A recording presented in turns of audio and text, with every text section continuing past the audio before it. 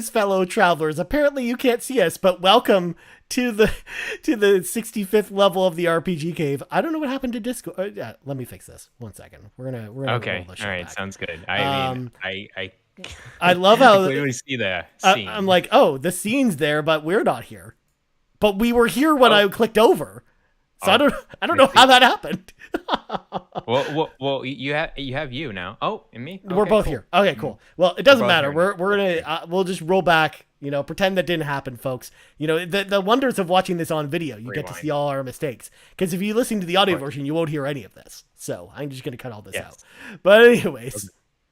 Greetings, fellow travelers. Welcome to the 65th level of the RPG Cave. I'm one of your hosts, the level 99 human archmage, Ryan Turford, and I'm joined, as always, by the level 99 elf medic, Mr. Garret Bland. Garret, how are you doing this lovely, lovely Monday evening? I'm sure we didn't have to do this intro more than once or anything like that because we're consummate professionals here. Yes, always, every week we are constant professionals. I'm doing good, man. It's a Monday. I am just counting down the days where I'm just gonna lift off and go off into an expedition to Europe. I can't wait. Yeah, 2 weeks. We talked about it on last week's show, but yeah, you're going to be gone. You're going to be away from the show for 3 weeks because you're going to be on a European vacation. You're going to be doing some work too, but for the most part, vacation, which is exciting. Eat a lot of food. And walk around cities. I can't wait. And plus, it's your first time going to Europe too, which is just awesome. Second time, but first time going to these cities. So actually, it's like kind of the first time because Europe, it's so different, pretty much everywhere. So yeah, I can't wait. I mean, I've heard so many times because I've never been to Europe either. I've heard so many times that Europe is just so close to a lot of Canadian cities that I'm like less excited to go there because, if you've been to, Quebec City and stuff like that, it's like very similar to a lot of European cities, but maybe one day, maybe I go there anyways, but maybe, I mean, they just have European food over there. I don't know if I want to go eat any of that, but enough about all that. This is the RPG Cave where we talk about RPGs all the time, except for right now. So folks at home, if you want to support the show, there's a number of awesome ways to do that. Number one, if you're watching the live stream right meow over on youtube.com/carpoolgaming, or if you're watching the video on demand later, don't forget to like the video, subscribe to the channel if you haven't subscribed already, ding, ding, ding, ring that bell to be notified whenever we go live or whenever we post new videos, like a certain video that's coming out tomorrow morning that I can't talk about, but it's exciting.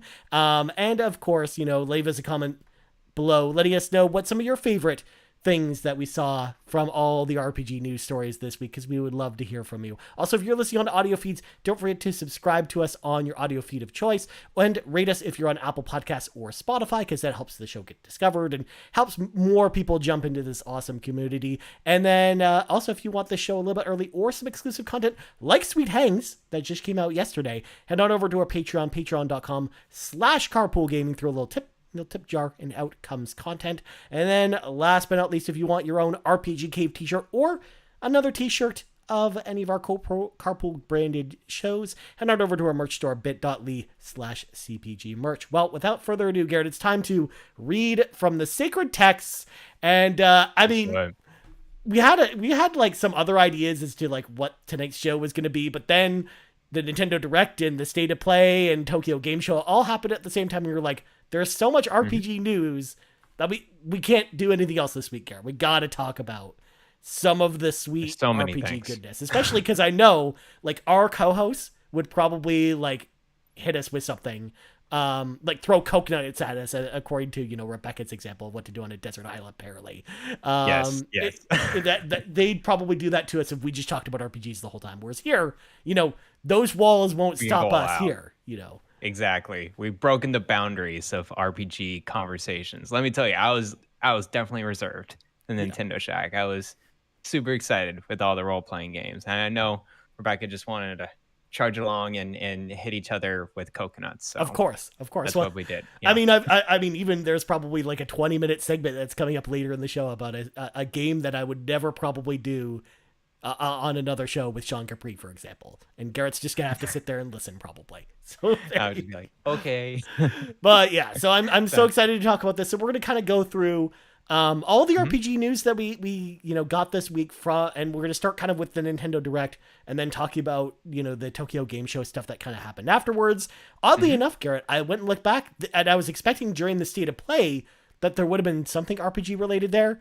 But we got nothing. We got and to be fair, it's possible that one or two of the games might be RPGs, but we don't know enough about them to be able to tell what kind of games they are. So we're not going to talk about any of the state of play stuff here, because like, you know, there is that, you know, car driving game where you're driving through, you know, this dystopian wasteland, or That one was there's weird. the other game that looks like Bayonetta. Like there was all kinds of cool games at the Sony showcase, but I don't think any of them are RPGs. Tekken, obviously Rise enough. of Ronin. Yeah. I think the big two ones is Rise of Ronin and then the Like a Dragon Ishin. Those are the two big ones. Yeah, but even Rise of Ronin, we still don't even know what game genre that is. We know it like it kind of looks like Team Bayonetta Ninja, right? or something like that, because we know the Neo producer that does all the RPG stuff for Team Ninja is working on Wukong, which has an awesome demo, by the way. I think that demo is amazing, but Rise of Ronin, we have no idea if it's like a Ninja Gaiden style game, so who knows? But yeah, so we're not going to talk about Sony here.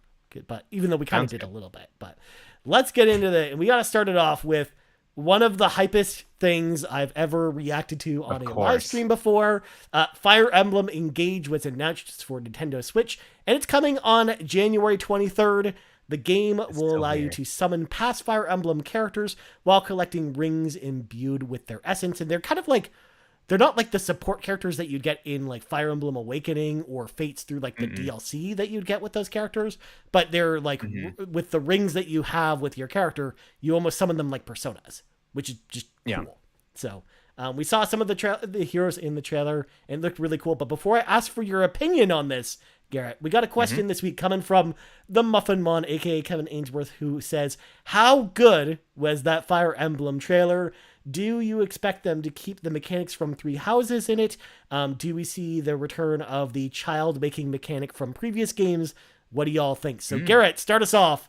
What did you think about the Fire Emblem trailer? Which, again, I was expecting, like, maybe I would feel, like, you know, more subdued about it because it had kind of leaked ahead of time. But, man, that trailer was hype as heck. But tell me about it. It was really good. I really enjoyed how they opened the direct with that Fire Emblem game. I'm glad it's coming out. Actually earlier than I thought, and actually in a weird month, January. I'm just like, wow, Fire Emblem game in January. That's a little bit offbeat, but I'm glad they showed off like what the concept is with the rings, and then bringing in past Fire Emblem heroes. It looks like a cool story behind it. I think it's going to be more of a classic Fire Emblem in a sense, where it's not going to be branching paths. You're not going to have day-night cycle like Fire Emblem Three Houses. You're not going to have schools or whatever. It's going to be like, here's your mission, go on that mission, and just go on about it. What I really enjoyed about this, and this is what I talked about in Shaq as well, it's the collaboration with Gust and Gui Tecmo. People who made Atelier series, they looked at that and like, those animations look great. Why don't you come over, help us out with this Fire Emblem stuff, make the animations look great here.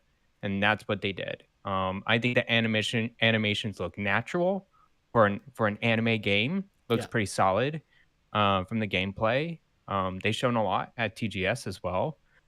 I know some people are a little mixed about the character design itself. I see an even split, actually. I see some people loving the character design, some people hating it. And I'm like, I guess you just like that classic Fire Emblem character design, which is great. I think that's more of a personal opinion, but I think it looks, in terms of animations, objectively much better. Subjectively, I prefer this character design style. So yeah, overall, I'm very excited for another Fire Emblem game.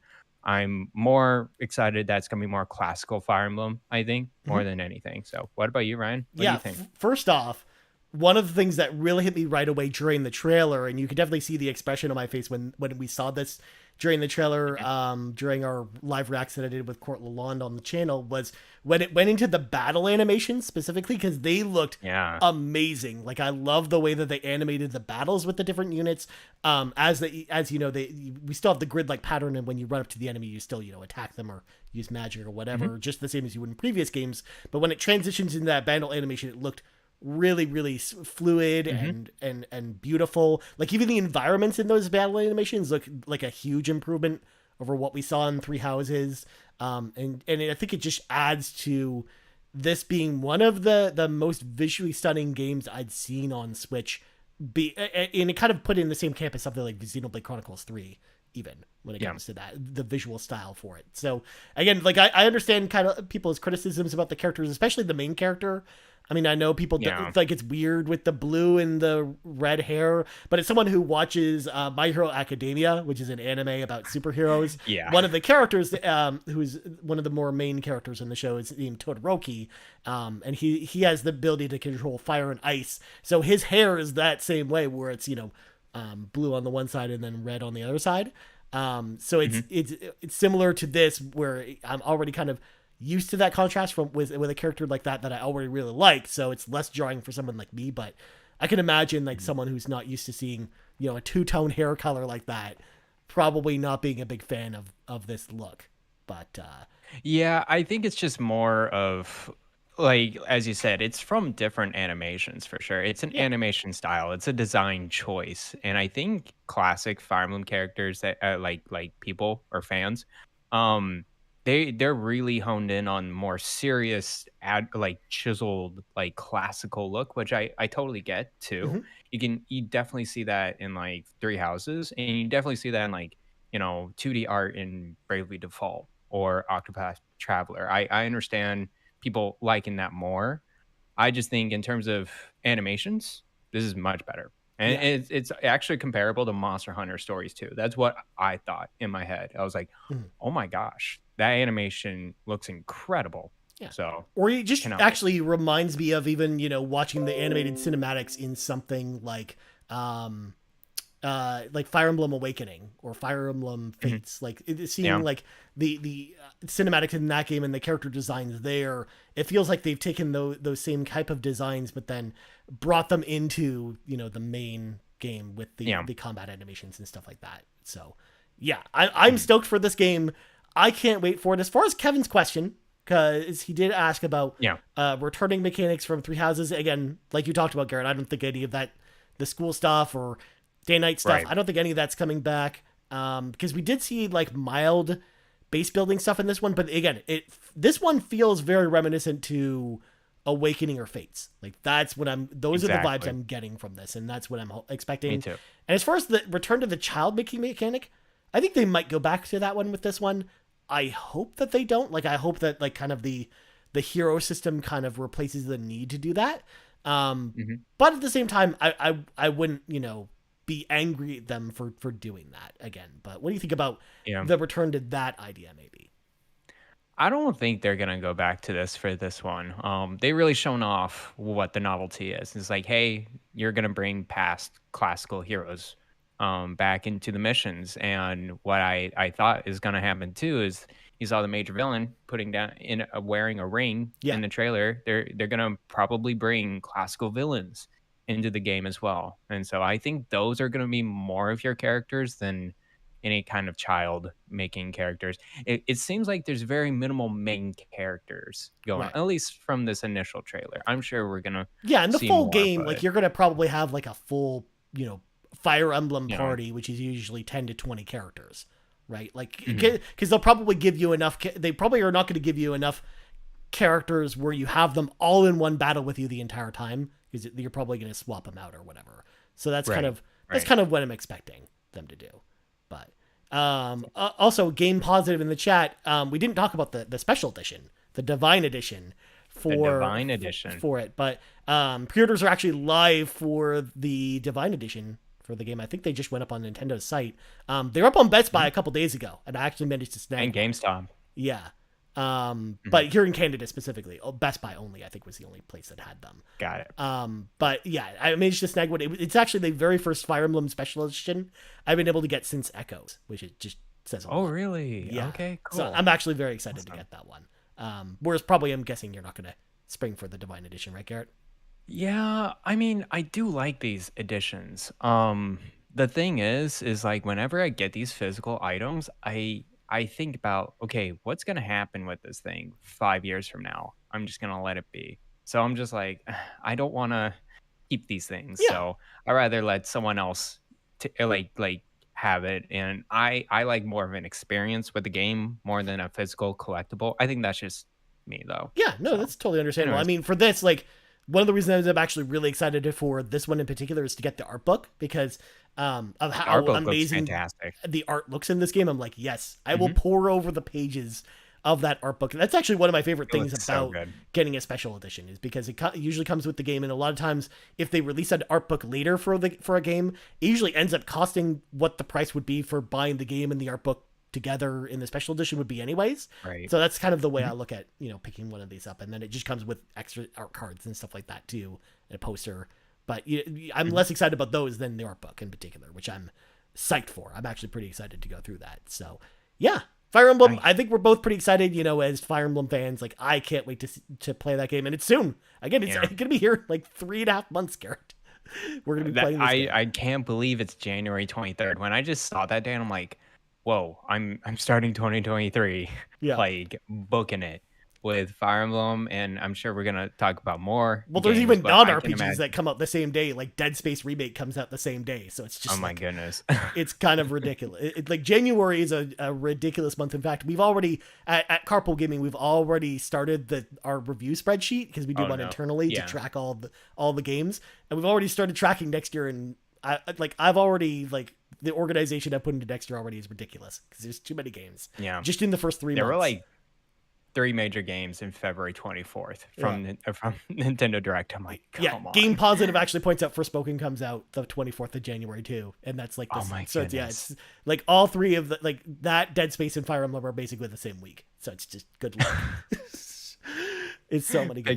Pick your poison. But they're all for different audiences though, so that's why I think it's totally fine. Like I mean, there's not Sure. many people Still, that are like it's me that are January. interested in all three of those games. But What I'm curious is why do you need a major Fire Emblem game? I think January is just like the new spring. yeah, Like people are going for that month, and then I think there's just gonna be another big Nintendo game between that and Tears of the Kingdom, yeah. the new Legend of Zelda game. Yeah, Yeah, I definitely. imagine So there's probably a Nintendo first party game in March between those. Like that's yeah, the perfect spot because February there's a bunch of third party Nintendo stuff. So I you got doubt Kirby they're or gonna. whatever. Oh I yeah, don't and know. they already have Kirby in February. That's right. So they're not gonna put anything else in Mhm. there. So maybe you put a new Yoshi game, or maybe Pikmin 4 comes out in March, or who knows after that. I think Pikmin 4 is later, but anyways, we could talk about that later. Yeah, for sure. Well, next up, speaking of strategy RPGs, Forever Yes. Entertainment's remakes of Front Mission 1, 2, and 3 have been given released Yeah. windows. So, Front Mission, the first one, will come out in October, while Front Mission 2 will be given a 2023 release window of some kind. And then they announced that a Front Mission 3 remake is coming as well. That's a PS2 game. That's Wow. coming out sometime in the future. But Forever Entertainment going all out with these Going Front all out Mission with this. remakes. But I don't know because here's the thing: Forever Entertainment, for folks that don't know, they made the Panzer Dragoon remake not too long Mhm. ago, which everyone kind of didn't like. And Yeah, they've they also didn't done a care couple about other it. remakes that people didn't really like. So I'm hoping these are good.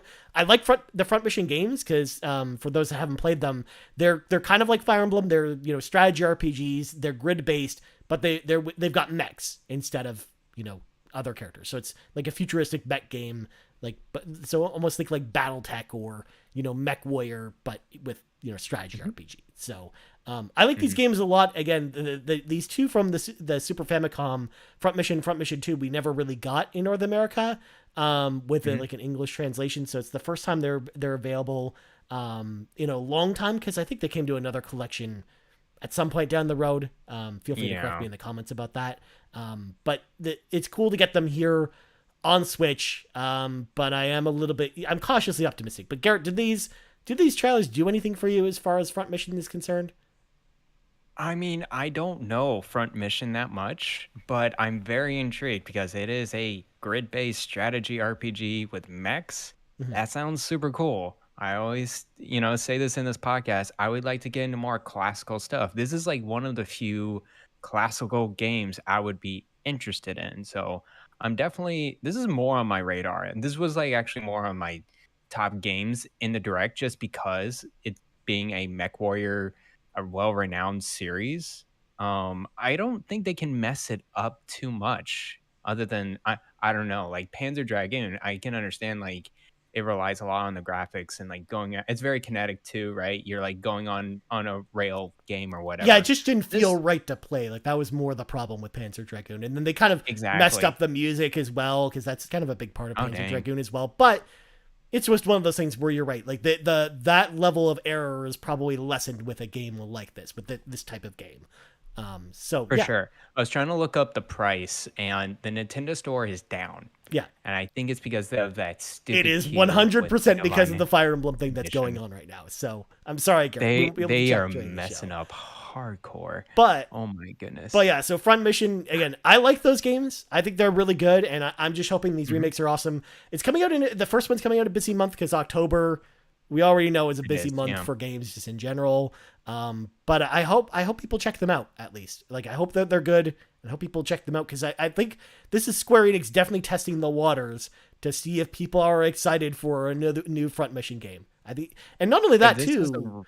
Sorry, go ahead. go for it. I was gonna Oh say, no, if this is a reasonable price, mhm. I will get it day one. Okay, That's all I'm saying. Yeah, if it's like okay, 20-ish, $25, I'll be yeah, like, okay, I want to commit to you and try you out mhm. first time around for sure. Yeah, and actually, like it tells a lot about the development of this game because we probably wouldn't have seen them announce a Front Mission 3 remake if Square Enix didn't think these games were coming along well. Like they probably wouldn't have Yeah. allowed them to continue to do a third, like a remake of the third game, if these were out of sorts. So at least that gives me a little more confidence that these are going to be good. So either way, Mhm. I'm excited to and looking forward to them next month. They are definitely obviously are lower on my list than something like Mario plus Rabbids or other stuff coming out next month, but still Mhm. excited for it. But next up, Octopath Traveler 2 has announced it's not. They didn't even do the project thing with Project Octopath Traveler 2 this They time. didn't do the project. It's just Octopath Traveler 2 was announced. It is coming to PlayStation 4, PlayStation 5, PC, and Switch on February 24th. The silly thing about this is the fact that Octopath Traveler 1's on Xbox, but it's not on PlayStation, and then this one's on PlayStation, but not on Xbox. I don't understand it because I want to play these games on Xbox. I can't do it. I can't do it. I It's a worst nightmare for console people that are like on Xbox or on PlayStation. You're like, I cannot play both of these games Yeah. on one console. Like Unless you got a Switch or PC. That's it. That's the only way to play them on that's one system. so weird. I mean, again, Weird. I imagine that they're doing the Final Fantasy thing here, where they're not going to tie into each other, so it's probably fine. Like you probably Sure. don't need context from the first game to play the second one, but it's just really dumb. I just don't understand the logistics here or why they're doing it this way.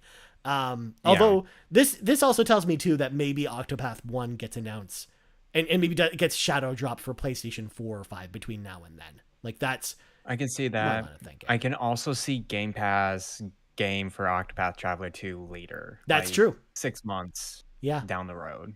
Yeah. Because it wasn't Yeah, at I can launch see some for crossover. Octopath 1. Yeah. It was like 6 months later. And it was after the PC version for Octopath 1 came out too. So hmm who knows? This was a surprise to me when I saw this game and I saw this game being so early. I'm Mhm. like, wow, that's coming out before all the major stuff with Square Enix coming out next year. I would think Octopath Traveler 2, if they ever made one, at least 2024. Like that would be the earliest I was thinking.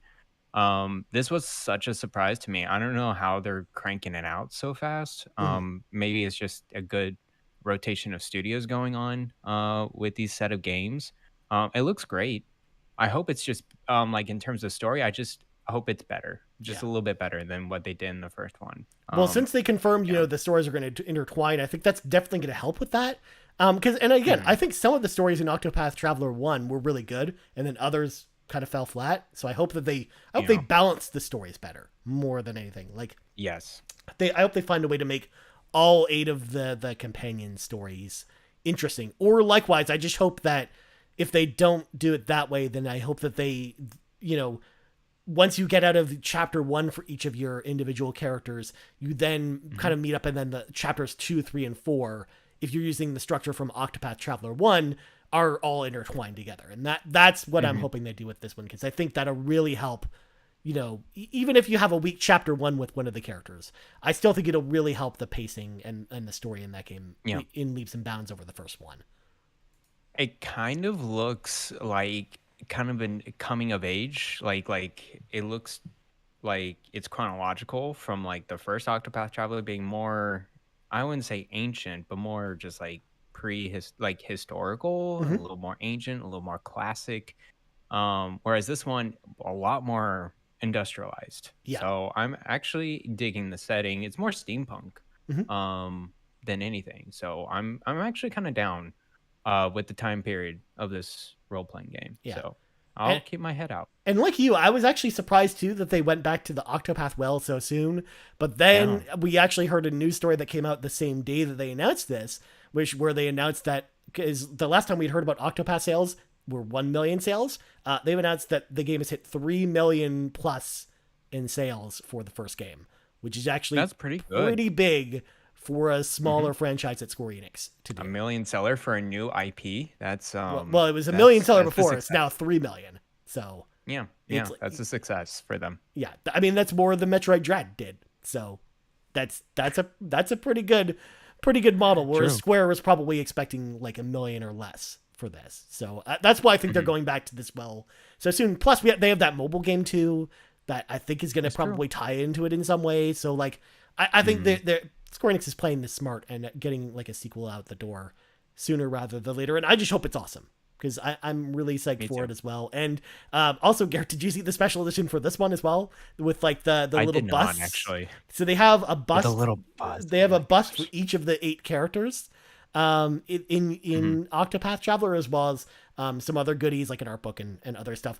And it's very expensive. It's like $200 American on the Square Enix store. Oh goodness! Yeah, that's crazy. But I totally ordered it too. So because I mean, where did you order it? You have to. It's a Square Enix store exclusive. Yeah. Because I have the first Octopath Traveler now. It's like I gotta get this one too, right? So that's a crazy price. Hold on, I'm checking it out. Oh, okay, that's actually pretty cool. I love the cover art for this one. It is pretty. You know what it reminds me of? It reminds me of Shovel Knight a little bit. With them around the campfire, or Shovel Knight around the campfire. Yeah. Although actually, I mean, the homage is really from Shovel Knight's campfire to it was just Chrono Trigger's campfire. Garrett. Yeah, of course. Of course.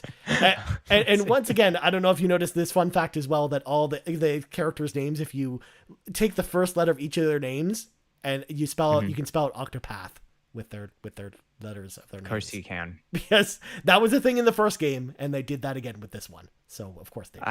I just don't get the naming. Octopath Traveler is just Octopath Traveler. Good God. Seared into my brain. It's not going away now. I think that was its purpose of that naming convention. Clearly, they just never want you to forget the 8 paths with the tentacles of the octopus. The tentacles of the octopus. They're traveling around. God, what is this show even? All right, moving on. It's time to talk about one of the hypest things that I saw in a while. Actually, even just the Nintendo Direct. I was just going to say during the Nintendo Direct, but probably all week. And one of the games I'm most excited about, and no one else is excited about this besides me and Seth Sturgill. So get ready for Garrett to hear about this for a while. Theatrhythm Final Bar line was announced. It will arrive on PS4 and PS5 and Switch on February 16th, 2023. The base game will have 385 Final Fantasy songs with an additional season pass, bringing the total over 500 songs, with songs from Saga, Live Alive, The World Ends With You series, Nier, the Chrono series, so Chrono Cross and Chrono Trigger, all of the Mana games, Xenogears, Octopath Traveler, and 2 mystery game series, all in the season pass. Plus, there's exclusive Final Fantasy games in the season, Final Fantasy songs in the season pass too. Of course. I feel like, Garrett, I willed this into existence, because last week's show, we were talking about, different games, like best, RPG side games. And I went on this big tangent about Theatrhythm Final Fantasy on 3DS. And it's like the universe heard my call for a new one, Garrett, because Yeah, here we are it did. a week later, and we live in a world where there is a new Theatrhythm game come to Switch, and I never, ever, ever thought that was ever going to happen. Like I said in the episode, I thought that series was dead in the water. Like it was never, they were never going to make another one, especially because, like, especially I'm curious how the PS4 version works, because there's no touchscreen on PS4, whereas so touch heavy on the 3DS versions that I'm interested to see how they handle this version. But also I got super hyped even with some of the song selections that they got from some of the new tracks coming to this one versus the old game, because we've had some more Final Fantasy games come out, of course, since the last Theatrhythm game, including the Shadowbringers theme from Final Fantasy XIV or the Genova theme from Final Fantasy VII Remake. And oh my god, there's so many great songs that I'm so excited to play this. But Garrett, let's hear it from you, because obviously you've never played these games. So No. I need to know, did this trailer do anything for you? Are you excited at all for this? Well, as a longtime Final Fantasy fan that I am, Of course. playing all the games, including the Chaos Kills Final Fantasy Origins game this year. I am not like over the top excited for this. When I went into this trailer though, I was like, Ryan's gonna be ecstatic. Yep. For this announcement. I felt bad for Even Court Lalonde, thi- by the way, who had to hear me through his headphones kind of squeal and Yes. be excited. Yeah, this is by far your like favorite announcement coming out the direct. I'm interested in this just because I do love rhythm games. And I do like the Final Fantasy songs, so I want to check it out, definitely. I think it'll just be fine on Switch and or PS4, PS5. I'm sure it's just some buttons that just go across the bar. Oh yeah, I'm sure they're gonna nail back. the control scheme as well. And one day think about this too. It's not a full price game. I know it's 64 Canadian dollars, but I think that translates to $50. Yeah. So yeah, it's 50 USD. That's a reasonable price, especially with a lot of content. Yeah, over 500 songs. That's a lot more. It's gonna take you a long time to get through that because yeah. So I'm intrigued about this game. I wonder how it will review. I'm sure a lot of people who are into rhythm games are gonna review it.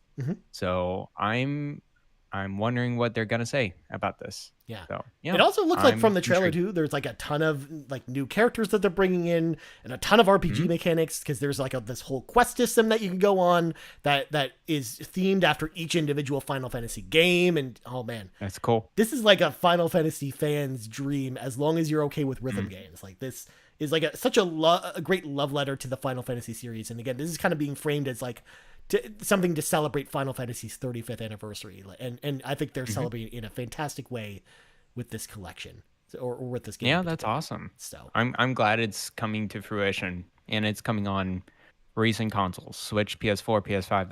That's a good way to go. yeah, no PC and no Xbox, but I think that's okay.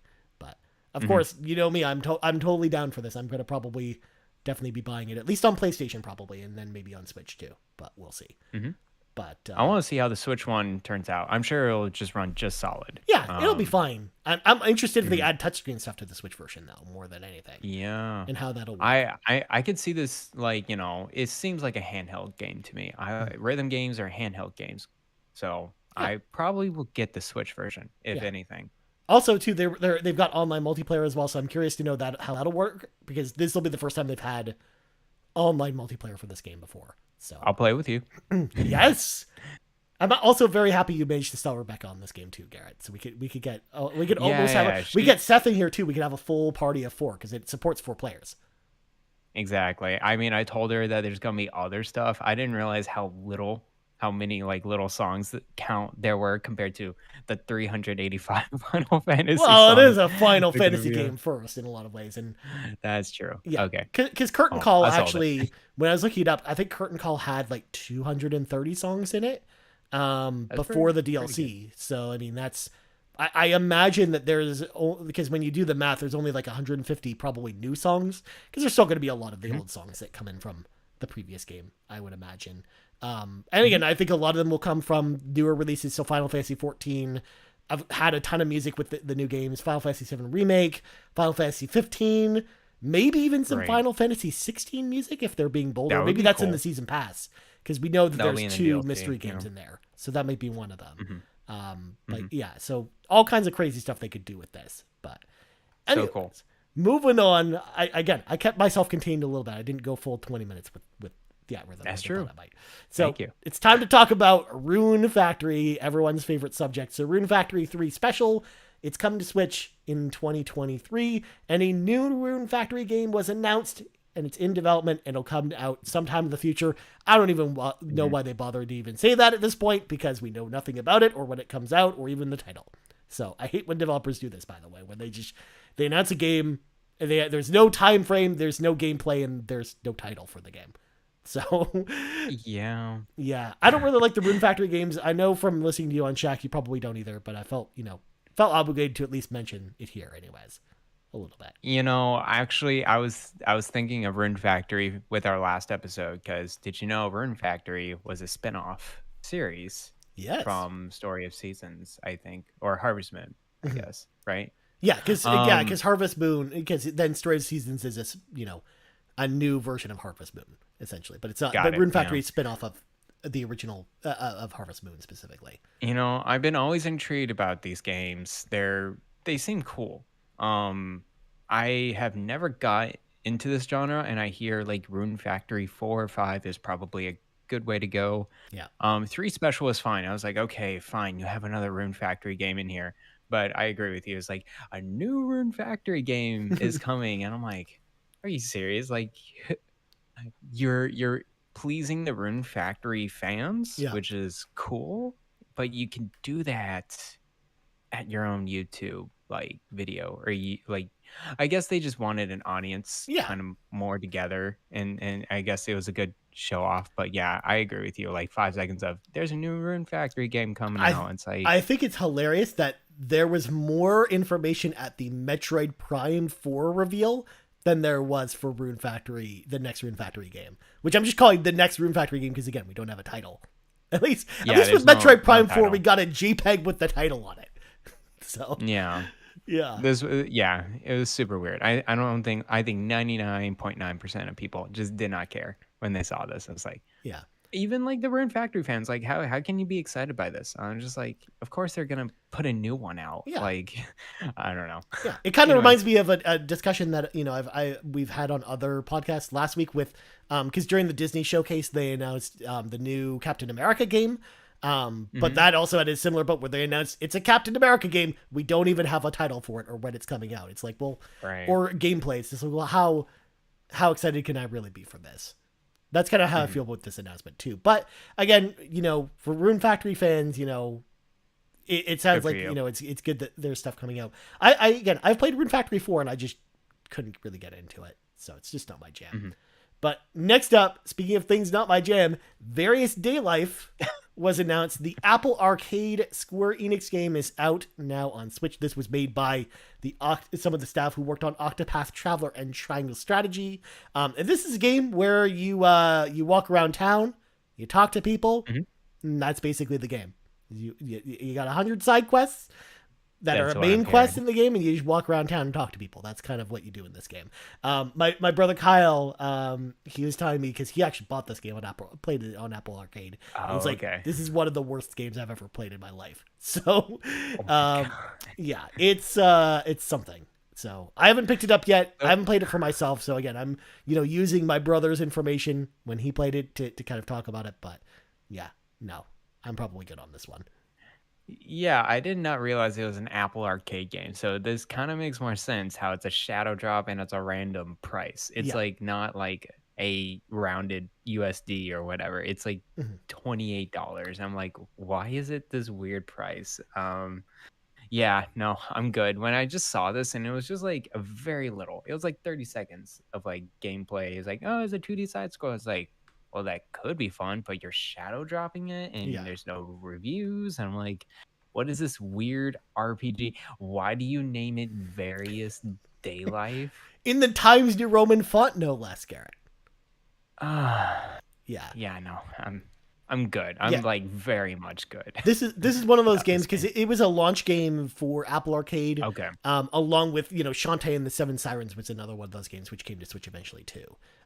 So Mhm. there's a bunch of those games that are eventually that are now that those exclusivity agreements with Apple have come up, they're coming to other platforms now.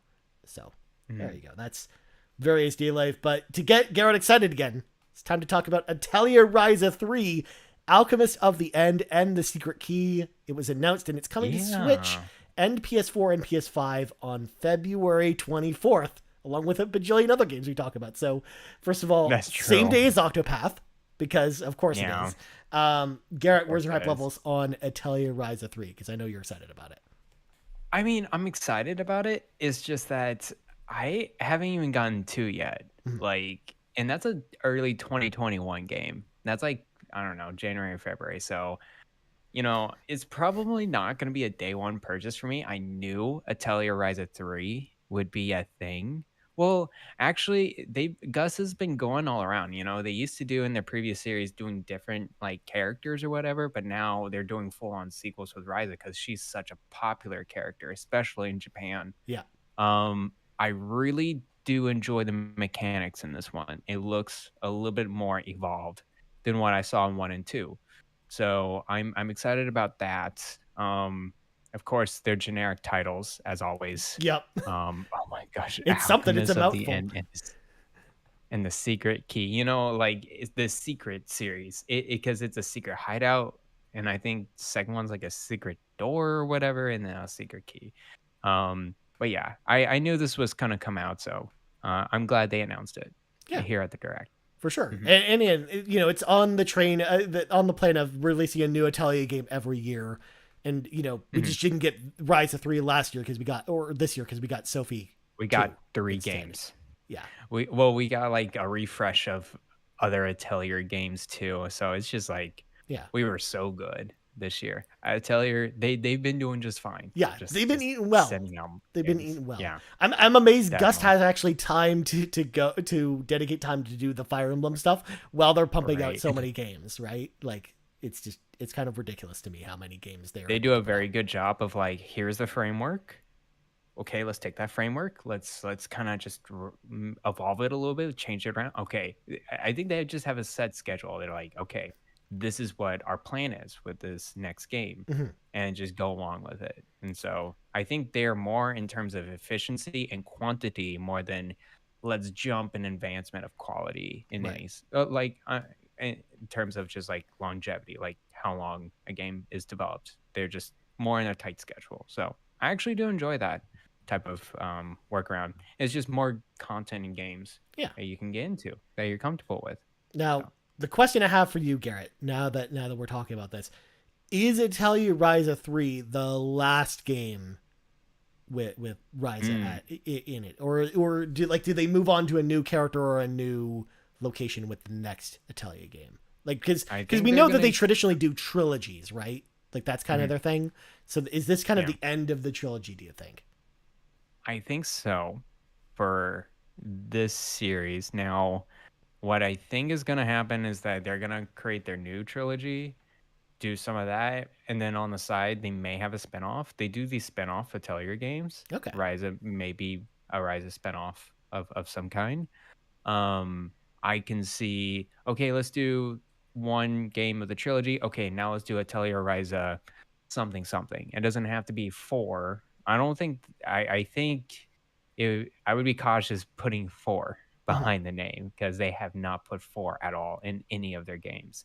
So it could be Atelier Ryza and the blah blah blah blah blah, and then go back to their other trilogy. I think they're gonna rotate it out though Okay. eventually out of this character. Yeah, I mean, I would assume so because I mean, how many stories can they probably really tell with just this same crew of people, or how many stories would they do they really want to Oh do with the my same crew, gosh. whatever? Yeah, when I saw the same set of characters again in your 3, I'm like, these are the same ones Yep. from the first one, and they're just going on adventures. Mhm.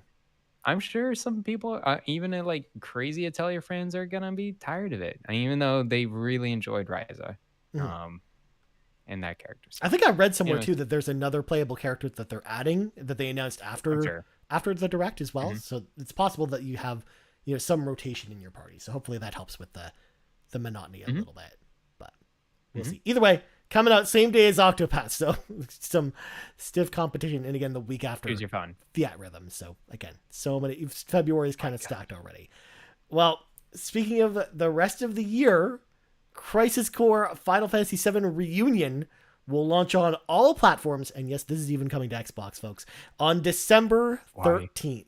So I actually was already very excited about this one, Garrett, because we talked about it before, but I really enjoyed the PSP version of Crisis Core, and I've been waiting for them to do like a consoleized port of it at some point, because don't get me wrong, I like going back to it on the PSP, but the problem is it wasn't even available digitally, so you can't even play it on Vita, so it was only on PSP. So I am very glad that they're doing this version, but also like people were playing this game at Tokyo Game Show because there was actually a demo booth set up for Crisis Core there, and people were saying this game's amazing. Like they changed a whole bunch of great stuff and gave it some great quality of life improvements that we just hadn't heard about before. And in fact, if you look at the gameplay now, as far as the combat is concerned, like the UI even looks like the Final Fantasy VII Remake UI. I think there's some big changes on the hood for the better for this game, and that just gets me even more stoked for this game. Like I'm like frothing at the mouth waiting for this game. Like it's one of my most anticipated games probably for the rest of the year, and it certainly wasn't that case before hearing people talk about their impressions at Tokyo Game Show, I think. But yeah, December 13th, gonna be busy time of year because we actually just got the announcement last week that Marvel's Midnight Suns is out that week, like the week before, and then Callisto Protocol is out then too, and there's a lot of games in December this year too. So there's too many games coming out a lot for the rest of the year. I think 2023 is going to be big.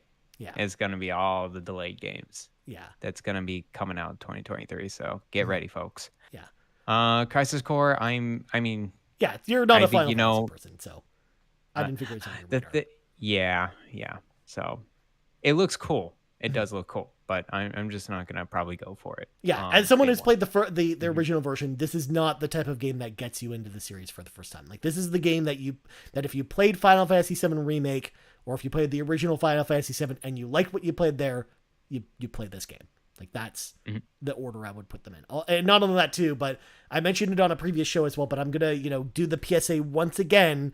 This gives you a major plot spoiler for Final Fantasy VII, the original, or upcoming in the remake, if you play this. So just FYI, that's a thing with this. But it sounds like also there's a possibility that like some of the characters or the villains from this game might be making an appearance in Final Fantasy VII Remake 2. Like that's why it sounds like they're putting all this effort into this Crisis Core remake. So it's going to be probably important to play this before playing the rest of Remake. So Remake 2, Remake 3. But we'll see. I'll be on that Final Fantasy VII Remake. I'm not remake, the classic right now. Yeah. I'm going to go for it. You'll get there.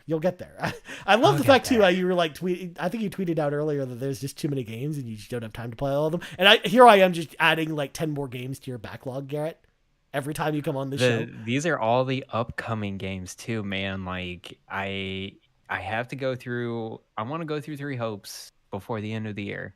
I want to get through Triangle Strategy. And then we got Mario plus Rabbids too. That's the rest of the year. That's the roadmap. Xenoblade Chronicles 3 to wrap up, and then those 3 games. And that's good that you've got a defined roadmap. Whereas I'm like, yeah, these are all the games I think I'm going to review, and there's like 9 of them before the end of the year. Oh, and then these are the games I want to play on top of that. Oh, and I'll probably fit some retro games in The Sims 4 somewhere in there too. So, Sims 4 somewhere. I mean, I can't stop, Garrett. I can't, ever since my character turned into a werewolf, I just can't stop playing The Sims 4. But anyways, moving on. Last announcement from the Direct.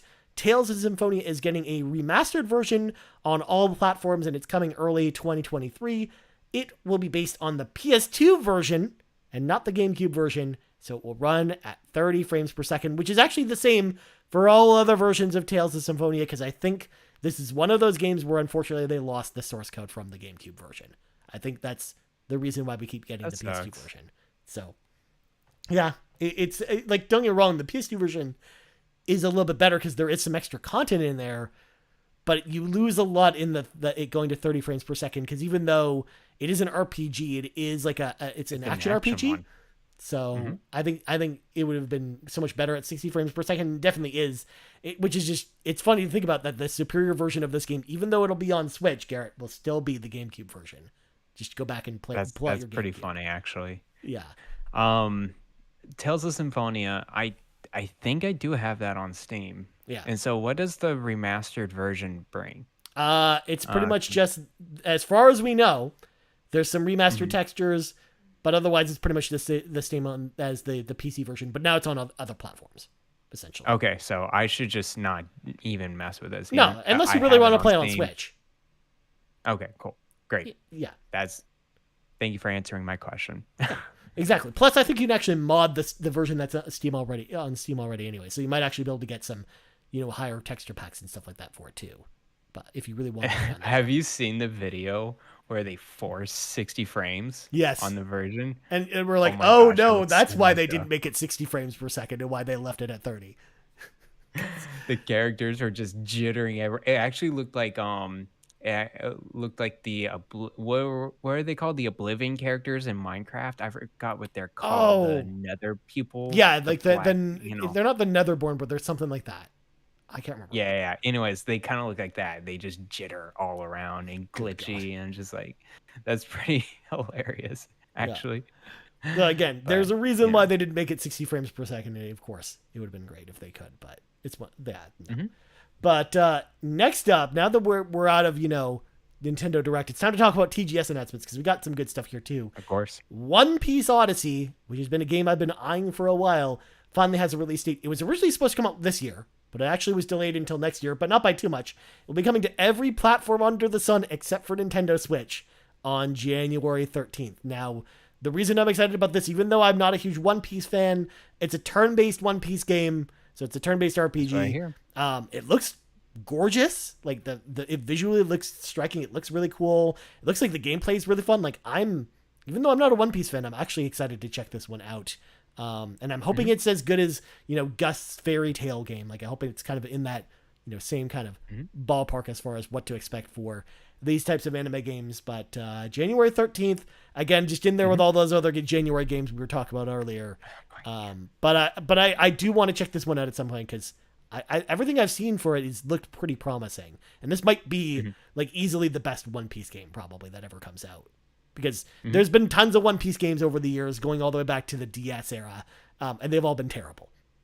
But I'm hoping this one's good. It looks fun. It definitely, like, when I saw the showcase of it for the first time, I'm like, oh, that's a new way to do One Piece. Because, as you said, the previous One Piece games, they were just kind of like, yeah, they're okay. Like, they're fine. Like they've either I'm not a been big one-on-one One Piece fighting fan, games, too. or they've been like Yeah. warrior-style musos, or it's like all kinds of weird genres. But they've never really done a turn-based RPG One Piece game. Mm-hmm. So I'm excited for it too. I'm probably not doing it day one, but I'm excited for it. no, same here. That's probably still a wait for sale for me, but like that seems like the perfect game. Like if there's a lull in the summer next year, it seems like the perfect game to play over the summer for me.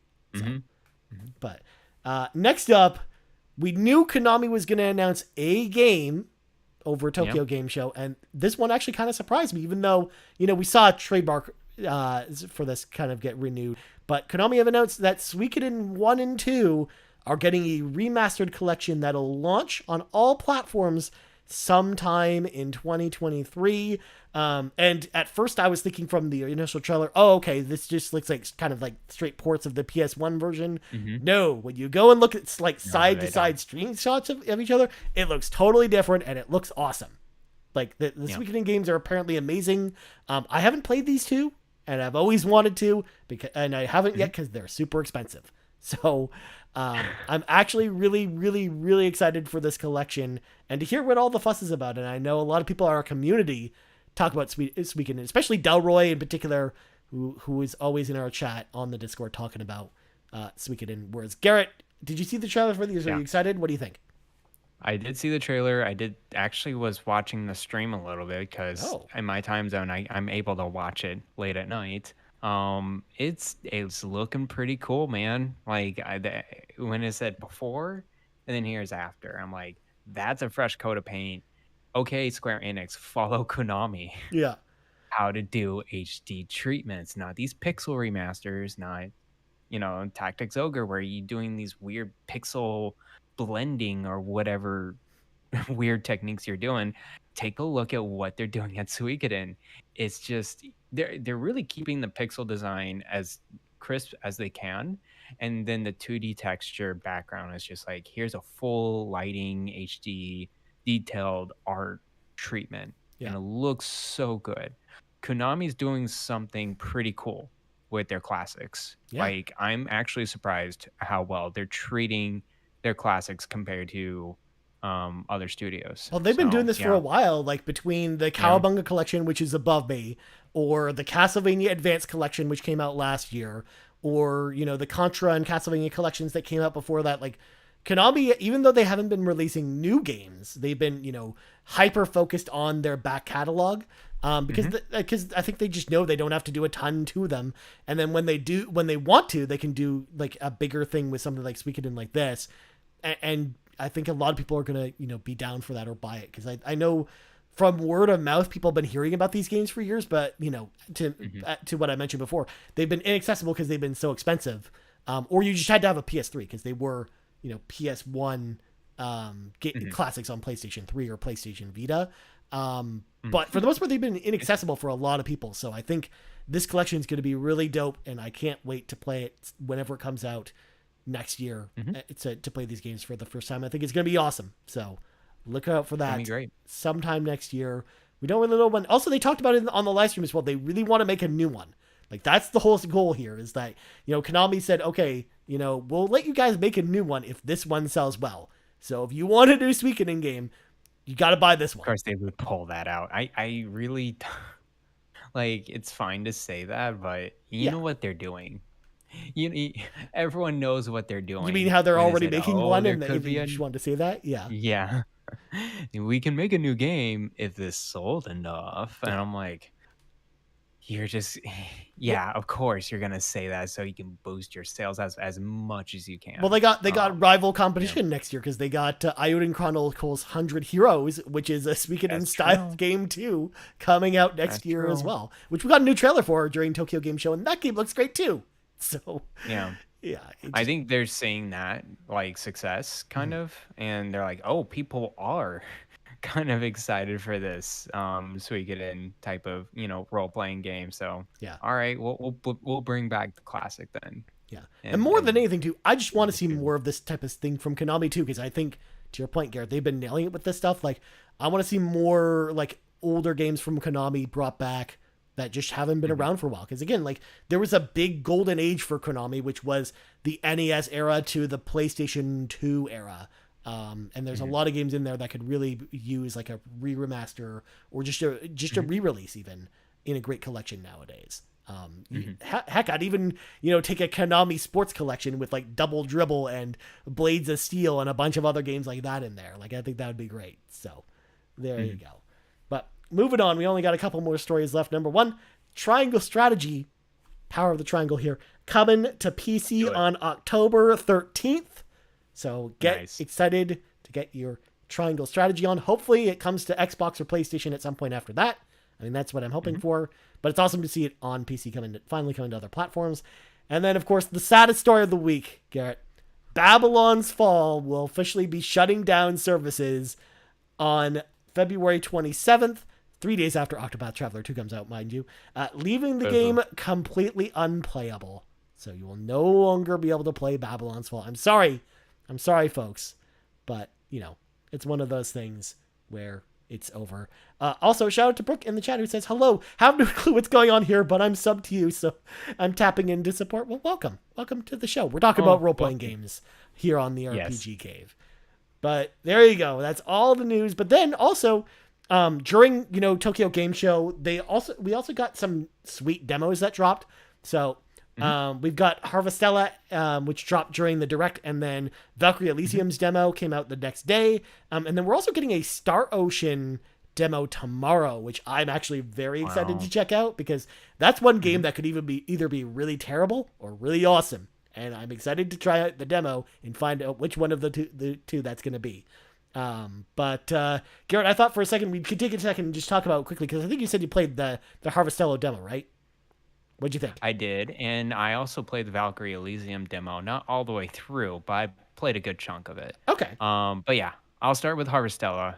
Um, yeah, so this is definitely more of if you want like a fantasy life adventure type of game. It has a day night cycle. It's like, you're this protagonist gets, wakes up in this long lost village. Oh, what do I do? I guess I have a home. I Yep. guess I have a farm. I guess I have to craft some things. That's kind of the gameplay loop there is. And then it's a lot more structured than what you see in, like, let's say Stardew Valley or Harvest Moon or whatever, where you kind of just do whatever you want. This is like, here's a quest, here's a story.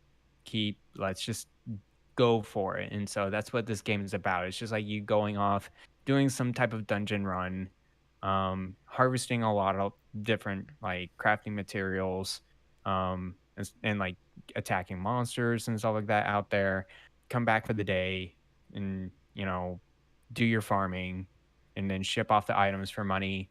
There's a local village. You can talk to them. I'm sure there'll be side quests and like things you can give them throughout the game. There's a store, blacksmith. Um, I think the combat is one of its lower points of this game.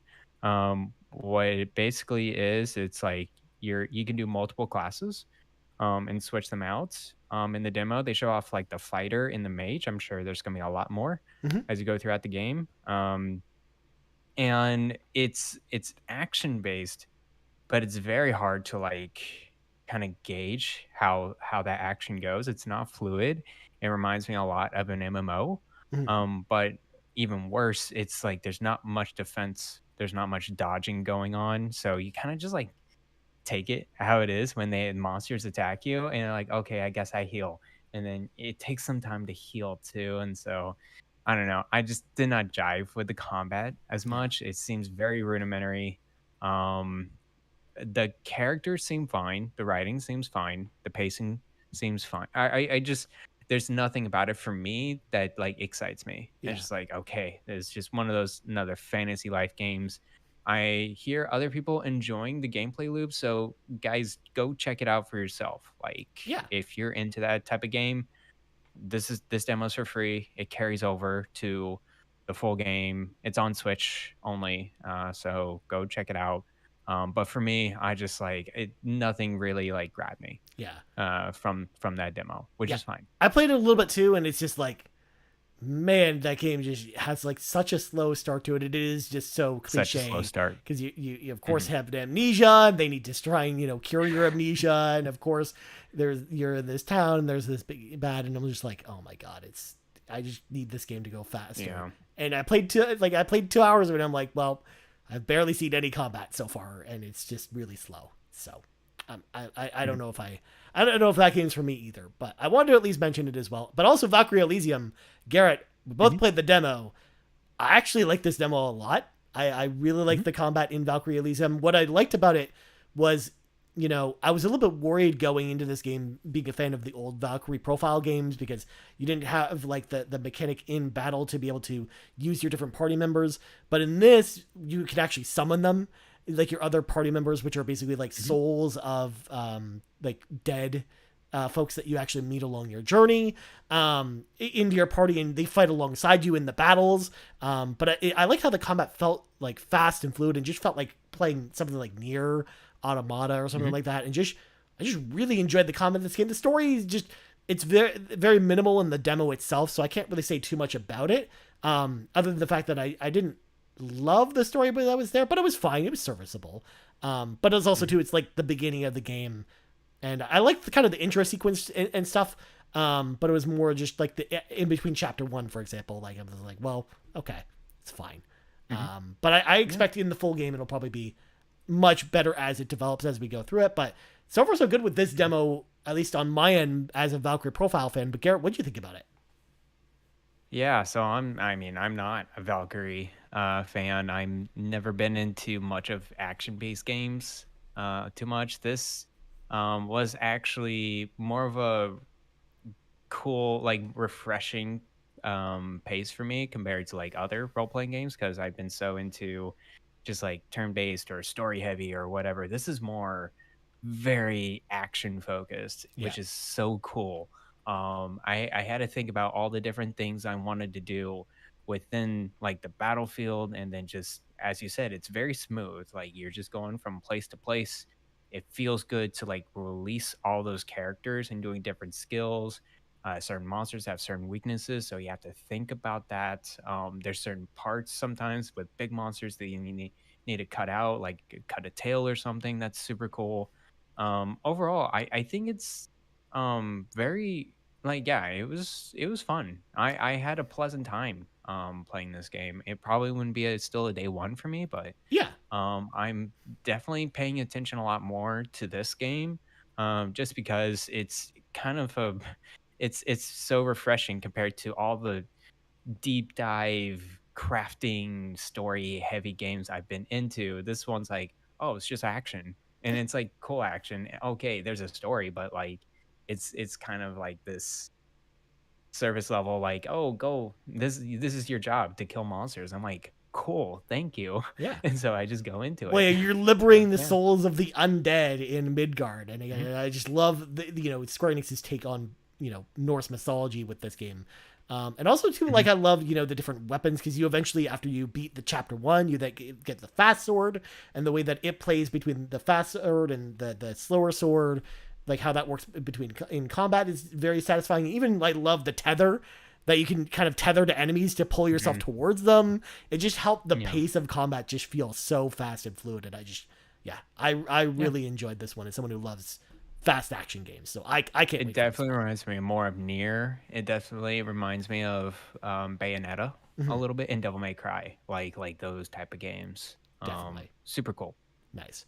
Well, anyways, let's let some of our listeners in to the show with us. It is time for partying up. We're Let's going to do start it. with Nagachaka, who says, kind of to just round up our big conversation about the news. Number one, what was the best RPG announcement from last week, and why was it Tales of Symphonia Remastered coming in 2023? So out of all the announcements here, Garrett, what was your favorite? Was it Fire Emblem? Was it something else? What'd you think? It was Fire Emblem. It was 100% Fire Emblem. When I saw that opening direct, I'm like, day one. Oh my gosh, January what? January 23rd? Is that the release date? Yes, Yeah. 23rd. I am super excited. That's the first game of 2023 for me. Mhm. So yeah, Fire Emblem. Tales of Nice. Symphonia, I already have it on Steam, and like I don't need the remastered version, so I think I'm good. If it was 60 frames per second, I would be much more excited for Tales of Symphonia. As like Yeah. more than anything with that announcement, I didn't mention this before, but more than anything, I'm just happy that Namco and Bandai are bringing over more Tales games from old Mhm. consoles. But we've I had agree. Tales of Symphonia ported so many times. I kind of wish it was a different game. Like I wish it was a Tales of Xillia, or I wish it was a Tales of Legendia or Tales of the Abyss, or another game in the Tales series besides Tales of Symphonia, because Mhm. it feels like Vesperia and Symphonia are the games that always get ported and all the other ones kind of get left behind. So Mhm. that's Mhm. why I'm just less excited about that announcement in particular. And for Mhm. me, What about like you? Yeah. honestly, Fire Emblem is definitely up there. Like in my heart of hearts, it's probably Theat Rhythm because I know that's the game that honestly of all the games Of course, here, yeah. I'm probably gonna play the most. Because you better believe I'm gonna play through all 500 songs in that game when they all get released. Because I'm assuming the season pass is gonna get rolled out post launch. But otherwise, I think Fire Emblem is definitely the game I'm probably most excited to play beyond that. So Nice. I'm gonna say Fire Emblem as well. I think that game looks amazing. So I can't wait. Yes. So no Nugget Can't Chucking. wait. Neither of us did Tales of Symphonia, and I know Kevin was banking on that too a little bit. But I but know. moving on, Skycatcher Gaming asks the question that is interesting to ask after we've gone through so much RPG news. Do you think we are in a golden age of RPGs, and do you think this will let up anytime soon? And a follow-up question that kind of ties in, I'm going to kind of group these together, from Mhm. Grouchy Surge, who asks, I like this question, but compare it to the current RPG environment to previous golden ages like Super Nintendo, PS2, or DS and 3DS. Where do you think RPGs were strongest and why? So, Garrett, first of all, are we in a All RPG right. golden age? It sounds like a lot of RPGs are coming out. I think we're in a golden age. of RPGs. It feels like every single game we're talking about or announced is an RPG or it has RPG elements melded into the game that makes it more fun. So yeah, I would say RPG Golden Age for sure. Would I say it's the strongest one or the best one? That is subjective. Mhm. I think a lot of people would say SNES.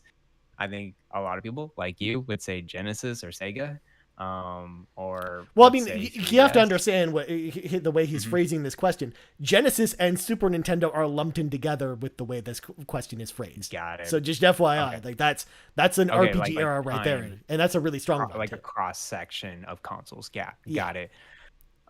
Yeah, and what Grouchy said, right? SNES and that era, and then you got PS2. That was a huge RPG machine as well, and then you got 3DS. yeah, I think what makes this one particularly strong is that we're getting new RPGs, of all different flavors, and we're getting remakes, yeah, and we're getting ports, and we're seeing how accessible it can be with Steam and Switch. Like Switch has like so many older RPGs too. Like I feel like this is probably the best time to like just like, even though you're not gonna get the full library of the old games, at hmm least it's a good introduction to the old RPGs. And it's like, hey, if you want to try those older RPGs out, go back and try to get some of these retro games. I think that's a good entry. Is the Switch and I would say Switch and PC, or maybe PS4 and PS5 if you're into more Japanese Square Enix stuff. yeah, But yeah, Switch and PC is probably the good way to go now for RPGs. yeah. Yeah, I mean, you can't deny for that the modern era like is definitely one of the strongest RPG eras of all Mhm. time. Like this console generation in particular, like Switch, PS4, PC, just Mhm. in this generation in particular, I think has been one of the strongest. It definitely Really rivals strong. PS2 in particular, which I think would Mhm. have been like kind of my default answer before.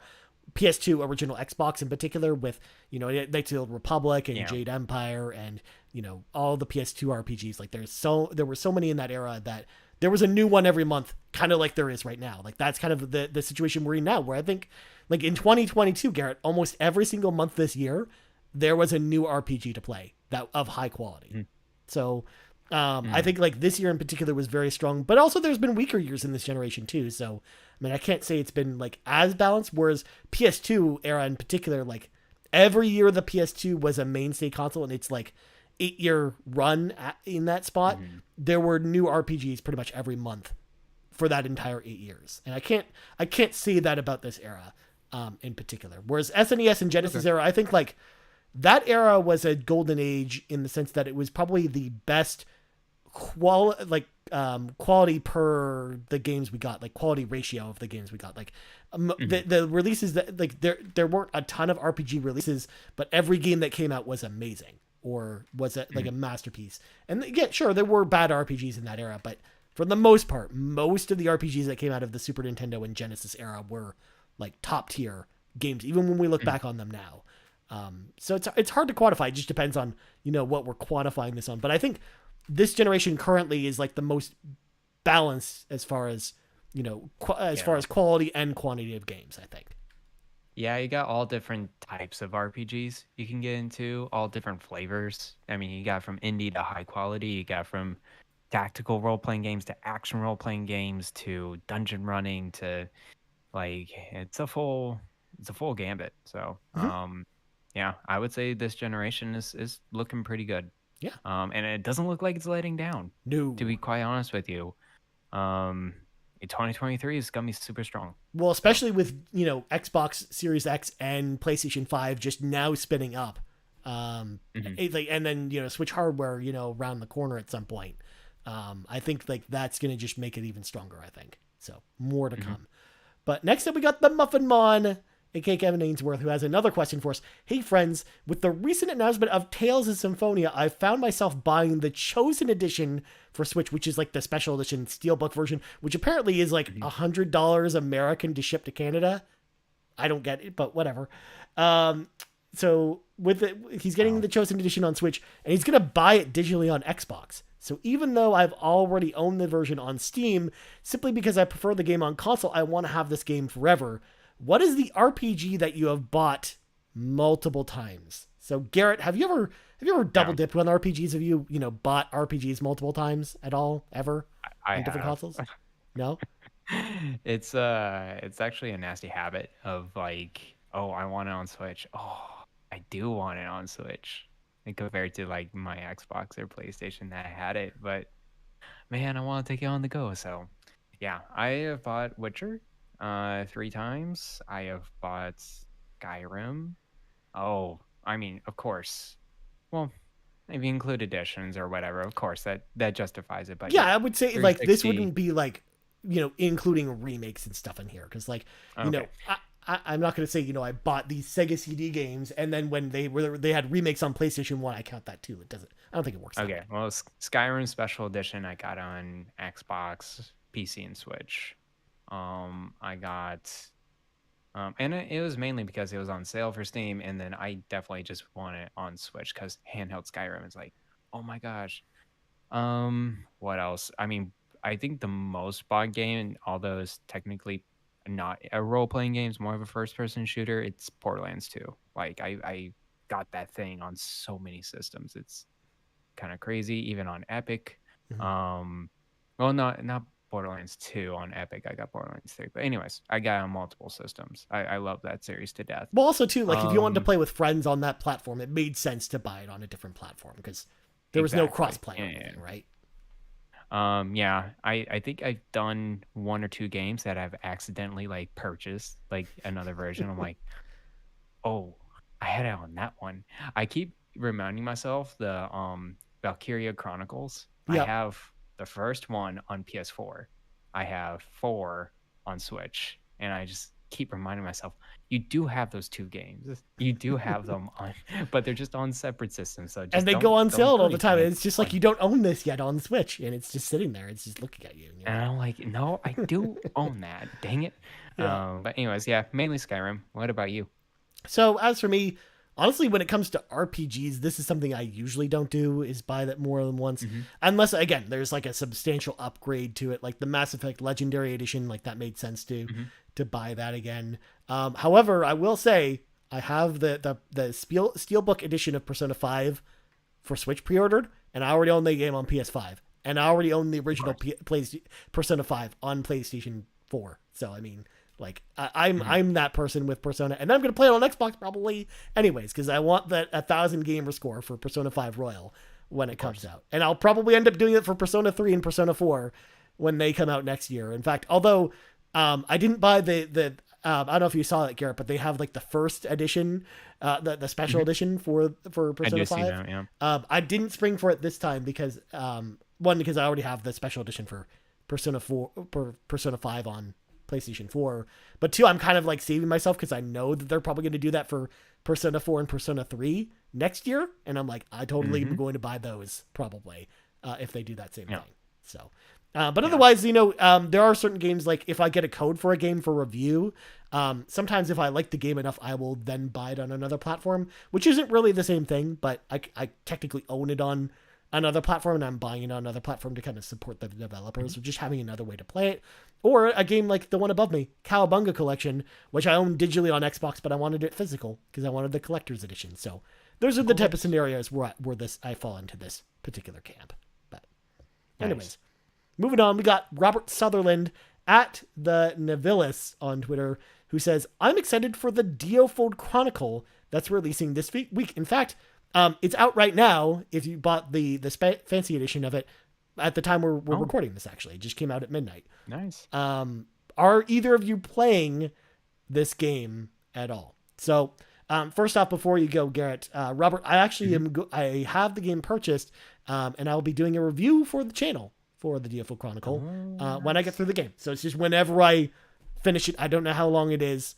It'll probably be hopefully in the next week or two. But I'll have my full thoughts on the RPG Cave, podcast feed and on this channel. But I will definitely be playing Mhm. because I really love the demo, and I'm very excited for the full game. But Garrett, what do you think about this? Yeah, I played the demo. I liked it. I think there's just too many other games to put this on my radar. It just seemed like, oh, this is a nice little RPG or whatever, but it's not going to be worth $60. It's not going to be worth my time right now. So I'm just going to gloss over it, skip over it for now, see if it's on sale later, see what the reviews are. This is not top of my list. I already gave you the roadmap. Yeah, Ryan, that's true. It for the wasn't in rest the of the year. roadmap. You know, I knew you had said it wasn't in the roadmap, Garrett, but I felt I needed to ask you anyways. Yeah, of course. Yeah. But I kind of liked what I played in terms of the gameplay. The story was like, whatever. Yeah. But the gameplay was pretty solid. Yeah. I like how unique it is. Exactly. Compared to the rest of the role playing games that are coming out. That's So. why, like, when I looked at September games to buy, because I usually buy like 2 games a month. It's usually how my budget works. The 2 games I decided to buy this month were Valkyrie Elysium and Geofold, because I didn't buy Splatoon this month or anything like that, and so it just made sense to pick up Geofold, I think, when looking at the games this month. So I'm excited to play it. I can't wait. In fact, literally as soon as we're done this podcast and as soon as I'm done editing the video that I need to edit before I go to bed, I will be playing it tonight, and I'm very excited to do that. Nice. Yeah. Cool. Well, last question of the week comes to us from the Winter Gamer. He's been activated. He asks, what are some of the greatest RPGs that need modernization? So, of all the RPGs, all the classic RPGs out there, what are ones that need to be modernized? Modernization. So I said this one a long time ago. This is the Ryan Turford Stan answer, the one I've been going with forever. But it's Parasite Eve on PlayStation 1, because that game has so many great ideas, and it's amazing. I still have a great time revisiting the game today.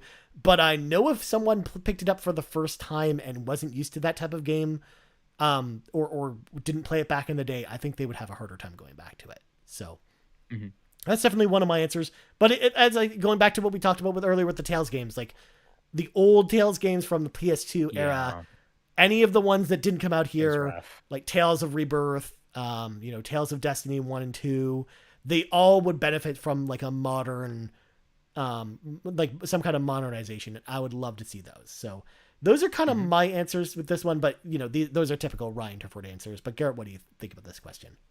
Yeah, that's a great question.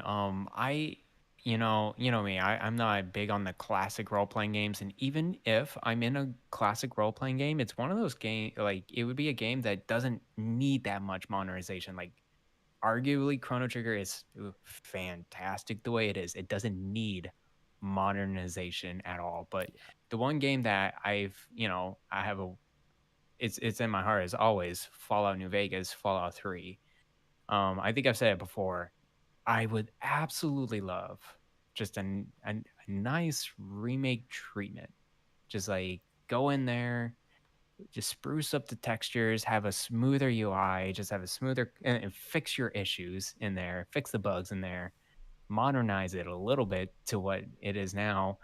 Those games would be fantastic. They would be greatly appreciated, I think, for new fans and of course us, like the people who played them back then. I think those 2 games, I wouldn't say desperately need it, but it would greatly benefit from like a remake treatment similar to Skyrim. I think a little bit better than Skyrim though. Yeah, we discussed that idea a little bit on the Fallout episode. I think like that would be really cool to see those games get like a remake or remaster treatment of some kind, to get them that modernization the Winter Gamer talks about. But we know the real answer is GoldenEye 007. That's the game that really needs modernization the most, and we're getting it coming out soon, and it's not getting modernized really at all. So there you go. It's just straight up port. Well, it's got dual analog controls on Xbox at least. At least it's got that on Xbox. On Xbox, no online play there, so that's interesting. Yeah, Game Positive in the chat says Super Mario RPG remake. That would be awesome, but that's actually a game that I don't think they need to remake, because I think it's perfect the way it is. Like that. That's why that one didn't really come up for me personally, because I think like if they just put that on Nintendo Switch Online or just released it as a $10 game, like people would just snap that up, and you wouldn't need to do anything else. Like it doesn't feel out of date or anything like that, but you can go back to it in the same way that some of these other games probably do. But anyways, Garrett, we got to get going because we've been talking for an hour and a half. We should probably, sign off from the show. But before we go, Garrett, plugs go. You can follow me at Twitter at Blind Explosion. You can also find me on the Nintendo Shack, but not for the next few weeks, over at twitch.tv/PSVG, part of the Play Some Video Games Podcast Network. We're live each and every Friday nights, 7 p.m. Pacific time, 10 p.m. Eastern time. And we'll also release on YouTube, Google Podcasts, Apple Play, all your Spotify's and everything like that. I stream every once in a while. Maybe when I come back, I'll do more over at twitch.tv/Blind Explosion. I want to play some more Batten Kaitos, that weird Got to get back to monolith, that monolith soft card game. You know, I just need to tell you this one. Okay. Right, it's the most ridiculous thing from this game. You know how there's like, it's a card game and you like spin to like attack and defend or whatever. There are cards that are bananas. Of course and there if are. if it's a yellow banana, you eat it and heal yourself. If it's a green banana, you throw it and you hit it at the monster. Why? There are also cards specifically for voice lines. Like you spend cards to do a voice line for your character. That's Why? The design choices in this game was pretty interesting. But anyways, but where are the coconuts? When can you throw the coconuts at the enemies? How does that work? You know what? That'll be next level. I'll let you know when that happens. Actually, Garrett, I think after you're done Batten Kaitos, I think it's speaking of GameCube games, you need to stream Odama. I need you to stream the GameCube hit Odama. While I do my outro, you should look up Odama real quick. As for me, you can find me on Twitter at Ryan Turford. You also find us on Twitter at Carpool Gaming, at YouTube at youtube.com/Carpool Game, and on podcast services around the globe. Garrett, did you find out what Odama is? Yeah, I'm looking it up. It's a feudal Japanese pinball game that uses the Nintendo GameCube microphone as you shout into the microphone orders for your troops so they get out of the way of your giant pinball. You know, emulators do crazy things. I think you're able to get this playable on here, but no, I am definitely not. We need an Odama stream, Garrett. All right. For Garrett Bland, I'm Ryan Turford. This has been the 65th level of the RPG Cave, and we're out. Bye-bye.